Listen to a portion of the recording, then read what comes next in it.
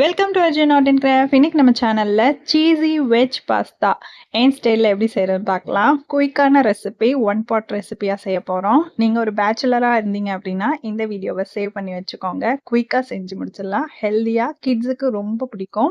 வாங்க எப்படி செய்யறதுன்னு பார்க்கலாம். ஒரு பேனில் எண்ணெய் ஆட் பண்ணிக்கோங்க தேவையான அளவு. இதில் 2 பெரிய வெங்காயம் குட்டி குட்டியாக சாப் பண்ணி வச்சுருக்கேன். அந்த பெரிய வெங்காயத்தை ஆட் பண்ணி நல்லா வதக்கிக்கலாம். வெங்காயம் லைட்டா வதங்கினா போதும். ரொம்ப ப்ரௌனாலாம் ஆகணும்னு அவசியம் இல்லை. இப்போ இதில் ஒரு பெரிய தக்காளி கட் பண்ணி வச்சுருக்கேன். அதையும் ஆட் பண்ணி வதக்கி விட்டுக்கலாம். எதுவுமே ஓவர் குக் ஆகக்கூடாது. நம்ம பாஸ்தாவோட சேர்த்து நம்ம நல்லா குக் பண்ண விட போகிறோம். அதனால இந்த அளவுக்கு வதக்கினா போதும். இப்போ இதில் ஒரு டீஸ்பூன் அளவுக்கு இஞ்சி பூண்டு பேஸ்ட் ஆட் பண்ணிக்கிறேன்.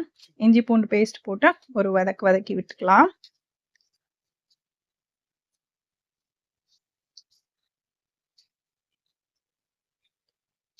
இப்போ இதில் பட்டாணியும் கேரட்டும் நான் எடுத்து வச்சிருக்கேன். ஒரு பவுல் ஃபுல்லாக அதை இது கூட ஆட் பண்ணி தேவையான அளவு உப்பு,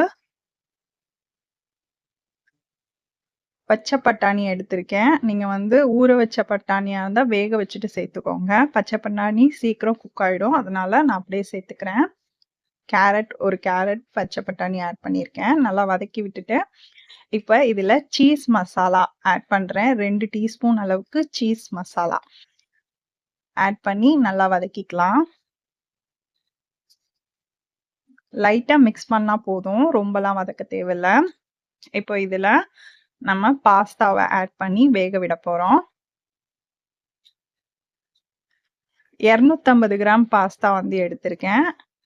நான் சிப்பி மாதிரி இருக்க பாஸ்தா எடுத்திருக்கேன். ஷெல் மாதிரி இருக்க பாஸ்தா. அதில் இந்த பாஸ்தாக்கு 250 கிராம் பாஸ்தாக்கு 2 பெரிய டம்ளர் அளவுக்கு தண்ணி ஊற்றி நான் இன்னைக்கு சீஸியாக பண்ண போகிறேன். அதனால கொஞ்சம் தண்ணி எக்ஸ்ட்ராவாகவே ஆட் பண்ணியிருக்கேன். உங்களுக்கு எவ்வளோ சீஸியாக வேணுமோ அந்த அளவுக்கு பார்த்துட்டு ஆட் பண்ணிக்கோங்க. இப்போ இதில் நம்ம மூடி போட்டு வேக விட்டுடலாம். இதில் ஒரு 1/4 டீஸ்பூன் அளவுக்கு மஞ்சள்தூள் ஆட் பண்ணியிருக்கேன். மூடி போட்டு ஒரு 10 மினிட்ஸ் நல்லா ஹை ஃப்ளேமில் குக் பண்ண விட்டுடுங்க. இப்போ நல்லா குக் ஆயிடுச்சு. இதில் கோஸும் கொத்தமல்லியும் ஃபைனாக சாப் பண்ணி வச்சுருக்கேன். அதை இது கூட ஆட் பண்ணி ஒரு வதக்கிக்கலாம். 10 மினிட்ஸ் கழிச்சு கோஸ் ஏன் ஆட் பண்ண சொன்னேன்னா அந்த கிரன்ச்சினஸ் போயிடும். அதுக்கப்புறம் கோஸ் ஓவர் குக் ஆகிடும். ஃப்ளேவர் நல்லா கிடைக்கணும்னா 10 மினிட்ஸ் கழிச்சு கோஸும் கொத்தமல்லியும் ஆட் பண்ணுங்க. 5 மினிட்ஸ் ஒரு மூடி போட்டு வேக விட்டதுக்கப்புறம் மேலே கொத்தமல்லி தலையும் சேர்த்துட்டு ஒரு 3 சீஸ் ஸ்லைஸ் நான் இந்த மாதிரி ஆட் பண்ணிக்கிறேன். உங்ககிட்ட சீஸ் கியூபாக இருந்துச்சு அப்படின்னா துருவி சேர்த்துக்கலாம். இந்த மாதிரி 3 சீஸ் ஸ்லைஸ் போட்டுட்டு 1 டீஸ்பூன் அளவுக்கு மறுபடியும் சீஸ் மசாலா எடுத்து வச்சிருக்கேன். அதை இந்த மாதிரி பரவலாக ஆட் பண்ணிக்கலாம். இந்த சீஸ் மசாலா காரமாக இருக்காது. அதனால தான் நான் மறுபடியும் மேலே ஆட் பண்ணிட்டு ஒரு 5 மினிட்ஸ் மறுபடியும் மூடி போட்டு சிம் ஃப்ளேமில் வேக விட்டுடலாம்.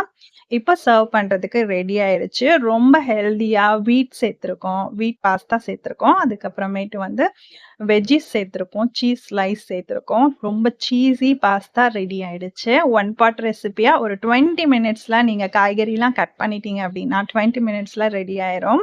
இப்போ ரெடி டு சர்வ் பண்ணலாம். இப்போ உங்கள் குழந்தைங்களுக்கு நீங்களே இந்த மாதிரி வீட்டில் ஹெல்த்தியாக செஞ்சு கொடுக்கலாம்.